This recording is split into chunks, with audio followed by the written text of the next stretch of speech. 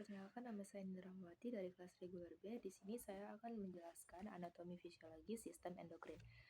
Yang pertama adalah pankreas. Bisa dilihat pada pankreas ini menghasilkan berbagai sel atau hormon.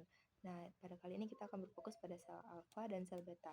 Sel alfa itu menghasilkan hormon yang disebut dengan glukagon. Glukagon ini berfokus pada sel hati, sel otot, dan sel jaringan lemak.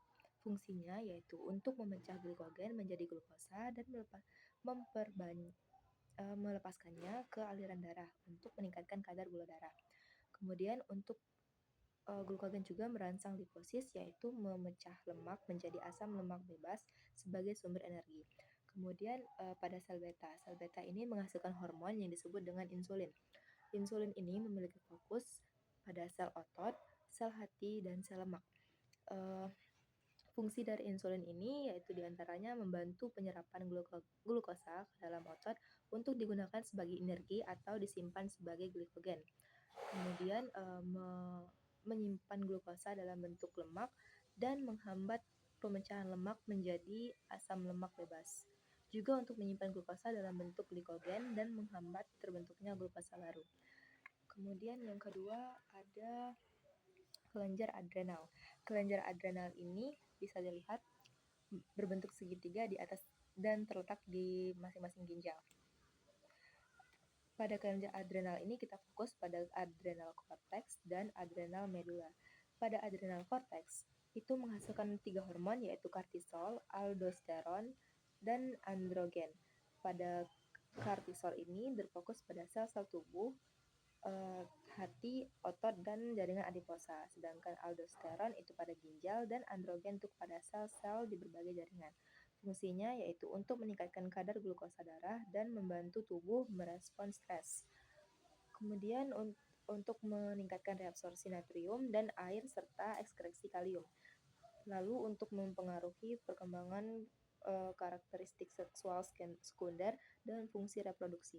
Kemudian pada adrenal medula itu terbagi menjadi dua, yaitu epinefrin atau adrenalin dan non-epinefrin atau non-adrenalin. Pada dua hormon ini juga berfokus pada masing-masing, yaitu kalau adrenalin itu berfokus pada sel-sel jantung, pembuluh darah, otot, dan hati. Sedangkan pada hormon adrenalin ini terfokus pada sel-sel pembuluh darah. Fungsinya yaitu untuk meningkatkan detak jantung, tekanan darah, dan kadar glukosa darah sebagai respon terhadap situasi stres atau darurat. Juga untuk menyebabkan vasokonstruksi yang meningkatkan tekanan darah. Kemudian yang terakhir itu ada kelenjar tiroid. Kelenjar tiroid ini dibagi menjadi menghasilkan hormon yang dibagi menjadi dua, yaitu hormon tiroid dan hormon kalsitonin. Hormon tiroid itu dibagi lagi menjadi dua, yaitu tiroksin dan triodotironin.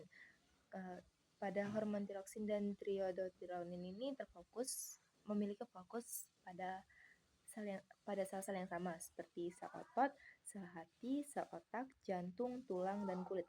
Fungsinya adalah meningkatkan metabolisme dan produksi energi, mengatur metabolisme glukosa dan lemak, memelihara fungsi kognitif dan kesehatan mental, meningkatkan kekuatan dan efisiensi pompa jantung, mendukung pertumbuhan dan pemeliharaan tulang, juga memelihara kesehatan kulit dan rambut. Sedangkan pada kalsitonin ini menghasilkan hormon yang disebut dengan osteoklas. Osteoklas ini memiliki fungsi itu bekerja dengan menghambat kalsitonin ini memiliki fungsi yaitu bekerja dengan menghambat aktivitas osteoklas sehingga mengurangi pelepasan kalsium dari tulang ke dalam darah. Kemudian juga mempengaruhi sel-sel di ginjal dengan meningkatkan ekskresi kalsium dan fosfat melalui urin.